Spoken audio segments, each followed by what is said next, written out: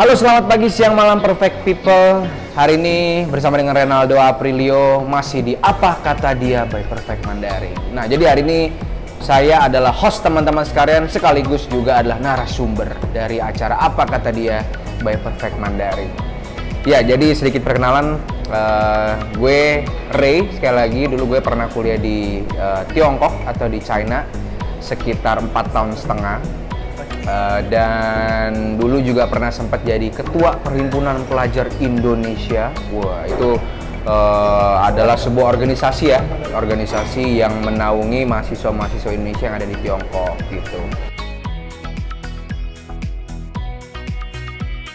Menarik banget sih kalau kita mau ngomongin kenapa sih kita semua ini harus belajar Mandarin, terus ngerti budaya-budayanya orang Tiongkok waktu berbisnis, waktu ngapain aja lah gitu. Karena akan sangat berguna, akan sangat menjadi keuntungan nih buat teman-teman kalau teman-teman bisa menguasai bahasa Mandarin dan juga mengerti budayanya orang Tiongkok. Karena seperti yang teman-teman tahu nih, di Indonesia itu banyak banget sekarang perusahaan Tiongkok yang membuka usahanya di Indonesia, dan banyak investasi juga dari Tiongkok ke Indonesia. Oleh karena itu nih, buat teman-teman semua yang memang pengen menjadi manusia yang lebih baik lagi, yang punya karir yang luar biasa, mempunyai pendapatan yang sakti mandraguna, teman-teman wajib banget belajar Mandarin di Perfect Mandarin. Awalnya gue tuh sangat anti sama yang namanya China. Walaupun memang gue ada keturunan dari keturunan Tionghoa, tapi gue dari kecil sama sekali nggak suka sama Mandarin, benci banget sama Mandarin gitu. Karena menurut gue itu bahasa yang susah dan kayaknya nggak bakal kepake gitu. Tuh kalau teman-teman pasti juga tahu dari SD, SMP, SMA, pelajaran Mandarin itu adalah pelajaran yang sangat sangat tidak disukai lah gitu. Awalnya gue mau ke Singapura, udah daftar segala macem, udah tes IELTS segala macem. Terus gue ketemu sama temen gue yang kuliah di China juga. Dia cerita di China, di Tiongkok tuh begini. Akhirnya gue langsung ubah haluan tuh, ganti haluan, langsung akhirnya gue daftar kuliah di Tiongkok gitu. Mencoba untuk melihat opportunity yang lebih bagus lah untuk masa depan. Kalau misalnya kita ke tempat yang bahasa Inggris, Singapura, Australia atau negara-negara lain yang memang bahasa Inggris kan udah banyak lah orang bisa bahasa Inggris kan. Tapi kalau yang Mandarin, nah ini nih kita harus mencari peluang yang belum banyak orangnya gitu. Jadi ketika lo bisa, lo akan dicari gitu. First day gue di China itu agak unik karena ada yang namanya culture shock, perbedaan budaya kan. Muka saya kan memang sedikit Cina ya. Jadi waktu gue nyampe di sono itu, kita kan kebiasaan ya kalau orang Indo itu ketemu orang senyum gitu kan, nyapa gitu kan. Nah, tapi ternyata di Tiongkok tuh nggak kayak gitu. Jadi waktu itu gue lagi nunggu di halte bus, ada orang nih sebelah gue nih, bapak-bapak. Senyum dong, gitu.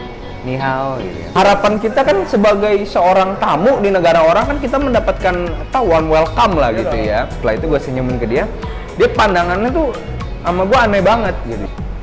Siapa nih bocah? Gitu.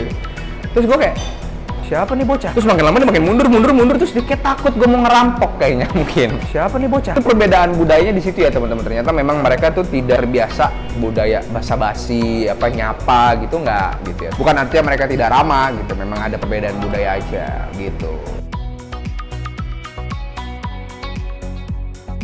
Sekarang baru zaman di Indonesia, cashless payment, apa-apa mungkin scan barcode, aplikasi-aplikasi pokoknya yang memudahkan kehidupan Anda gitu ya kayak. Tapi dari mungkin bahkan 10 tahun yang lalu di Tiongkok itu pun mereka sudah menerapkan yang namanya cashless payment itu. Nah, jadi udah ada yang namanya Alipay, udah ada yang namanya WeChat Pay. Nah, itu bener-bener guys, nggak cuman belanja di mall aja, tapi bahkan belanja tahu bulat pun di Tiongkok itu udah bisa pakai barcode, scan gitu.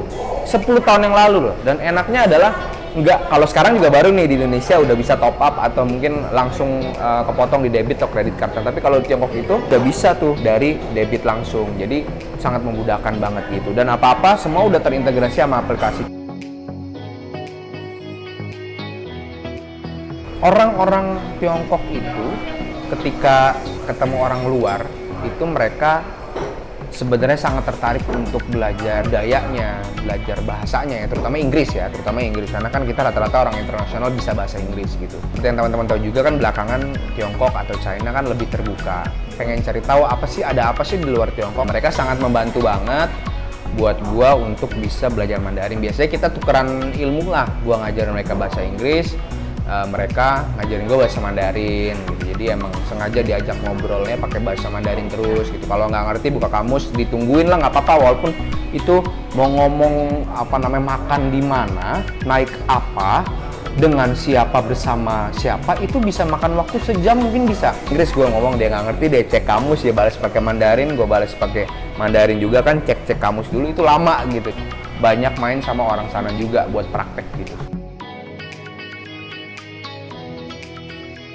Kenapa lo harus pilih Perfect Mandarin? Karena gue kenal banget sama owner dan foundernya Perfect Mandarin. Itu bener-bener luar biasa, spektakuler banget lah. Karena pengalaman 18 tahun di China itu nggak bisa dibeli dengan uang, teman-teman. Lo 18 tahun itu udah kayak istilahnya hidup sama orang China langsung. Slang-slangnya, bahasa-bahasa yang nggak mungkin lo nggak diajarin kalau les Mandarin biasa. Cara pikir orang China, budayanya apa, gimana lo bisa ngedeal sama orang China. Itu penting banget. Dan mungkin nggak bisa lo pelajarin di tempat-tempat lain yang mungkin formal ya, les-lesan atau sekolahan apalah gitu. Tapi kalau di Perfect Mandarin, udah terima beres, Anda pasti bisa langsung. Jadi gini, di China itu guys, memang setiap kota tuh punya logatnya sendiri ya, bahasa daerah, walaupun Mandarin ya, itu juga bisa. Jadi lu jangan khawatir ada miskom nih kalau belajar gitu kan.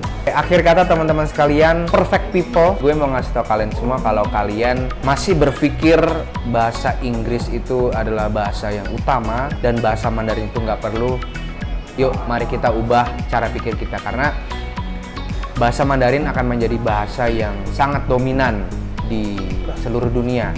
Jadi ketika teman-teman bisa bahasa Mandarin, itu akan menjadi sebuah keuntungan banget gitu. Kalau teman-teman mau menang di kompetisi pasar Indonesia yang sekarang makin banyak pemainnya, makin jago-jago skill-skillnya, atau bahkan mungkin teman-teman ngincer untuk bisa menang di pasar internasional secara profesional atau secara bisnis, teman-teman wajib belajar Mandarin, dan tempat yang paling tepat untuk bisa belajar Mandarin adalah di Perfect Mandarin, karena ownernya dan foundernya adalah teman baik saya, dan 18 tahun pengalaman beliau di China itu bukan kaleng-kaleng, bukan main-main. Teman-teman wajib pelajari segala hal tentang Tiongkok, bahasanya, Mandarinnya itu dari dia. Jangan lupa langsung aja mampir ke Perfect Mandarin, cari tahu bagaimana caranya bisa belajar Mandarin bersama Perfect Mandarin. Terima kasih, saya Renaldo Aprilio, Perfect Mandarin, your Mandarin solution.